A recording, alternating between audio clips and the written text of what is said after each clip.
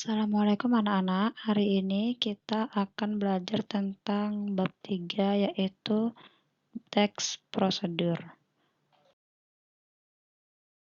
Pembahasan kali ini yang pertama adalah tujuan, fungsi, dan jenis teks prosedur. Yang kedua, informasi penting dalam teks prosedur. Yang ketiga, simpulan isi teks prosedur. Yang keempat adalah struktur dan kebahasaan teks prosedur. Yang terakhir yaitu penyusunan teks prosedur. Yang pertama akan kita bahas adalah tujuan, fungsi, dan jenis teks prosedur. Yang pertama, definisi dan tujuan teks prosedur. Yang kedua, fungsi teks prosedur. Yang terakhir, jenis teks prosedur. Definisi. Teks prosedur adalah teks tulis atau lisan yang berisi instruksi kepada pembaca atau pendengar untuk membuat atau melakukan sesuatu. Instruksi itu adalah perintah. Teks ini dibuat untuk menggambarkan cara melakukan atau membuat melalui serangkaian tindakan atau langkah-langkah. Tujuan. Tujuan teks prosedur adalah memberikan petunjuk atau cara melakukan sesuatu melalui serangkaian tindakan atau langkah-langkah. Selanjutnya, fungsi teks prosedur adalah menginformasikan cara membuat atau melakukan sesuatu kepada pembaca atau pendengar. Contoh teks prosedur. Guru atau orang tua memiliki tanggung jawab untuk membuatmu paham cara memainkan angklung, memainkan gerakan tari saman, atau membuat minuman rempah-rempah.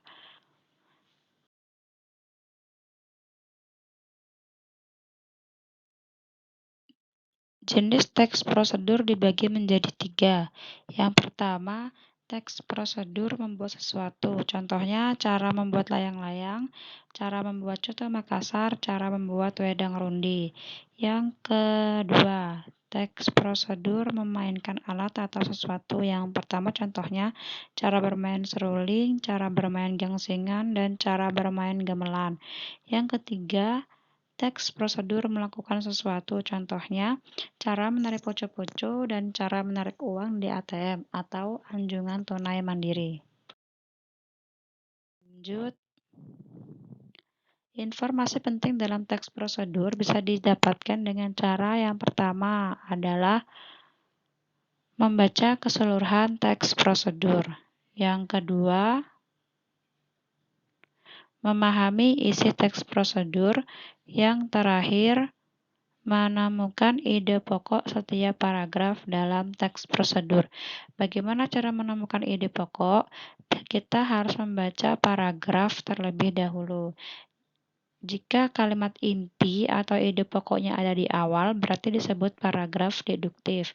Jika inti paragrafnya atau ide pokoknya ada di akhir, disebut paragraf induktif.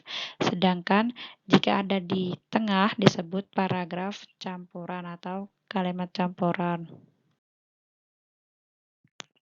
Selanjutnya adalah simpulan teks prosedur. Bagaimana cara mencari simpulan teks prosedur?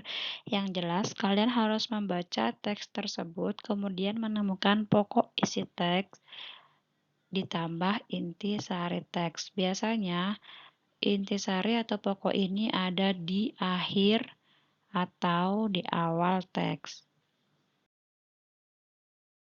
Lanjut. Struktur dan kebahasaan teks. Struktur teks prosedur. Dalam contoh kali ini, Ibu akan menampilkan cara membuat kue apem. Struktur yang pertama yaitu tujuan atau goals. Dalam teks tersebut, tujuan pembuatan kue apem dijelaskan sebagai berikut. Apem adalah salah satu makanan yang jarang dikenal anak zaman sekarang. Untuk membuatnya kalian bisa mempersiapkan bla bla bla. Misalnya apem terbuat dari tepung beras dan lain-lain. Kemudian struktur yang kedua adalah bahan-bahan atau perlengkapan atau material. Contohnya misalnya bahan yang digunakan 275 gram tepung beras, 100 gram tepung singkong, dan sebagainya. Kemudian perlengkapan yang dibutuhkan adalah cetakan apem dan sebagainya. Lanjut ke struktur yang ketiga yaitu langkah-langkah atau step. Cara membuat, misalnya dalam wadah campurkan tepung beras dan sagu hingga rata. Kemudian selanjutnya yang kedua, masukkan gula pasir, tape, singkong, kelapa parut, ragi instan, dan baking powder, aduk rata. Yang ketiga, masukkan air kelapa dan santan sedikit demi sedikit sambil terus diaduk sampai selesai ya. Yang terakhir adalah penutup. Nah, dalam struktur teks prosedur, penutup ini bersifat opsional. Apa itu opsional? Penutup dalam teks ini boleh ada, boleh tidak. Selanjutnya kita akan belajar tentang kebahasaan teks prosedur. Yang pertama, menggunakan penomoran yang menunjukkan urutan atau tahapan. Contoh, siapkan penggorengan. Kemudian 2, nyalakan kompor dan seterusnya. 1 dan 2 di sini yang dimaksud dengan penomoran untuk menunjukkan tahapan. Kemudian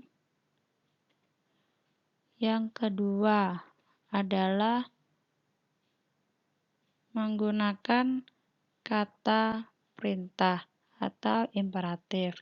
Contohnya, lumuri donat dengan meses.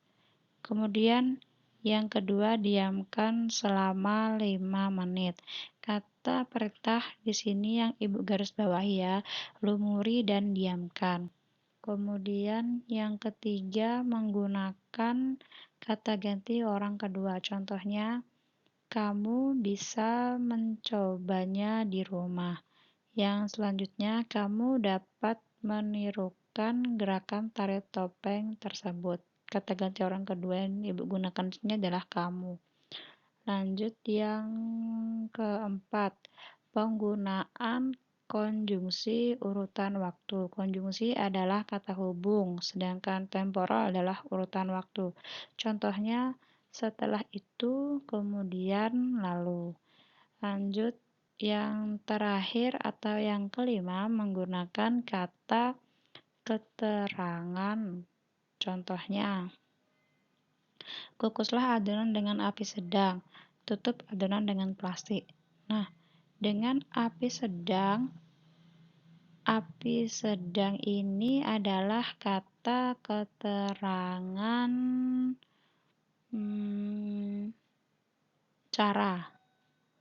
caranya dengan api yang sedang. Kemudian dengan plastik adalah kata keterangan alat yang digunakan untuk menutup adonan adalah plastik. Oke, semoga kalian paham sampai sini ya. Nah, informasi ini sangat penting, jadi harus kalian ingat baik-baik. Kemudian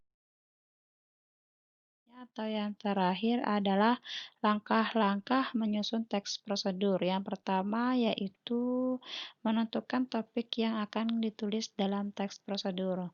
Hal yang paling utama atau hal yang paling mendasar dalam membuat karangan adalah menyusun topik atau menentukan topik.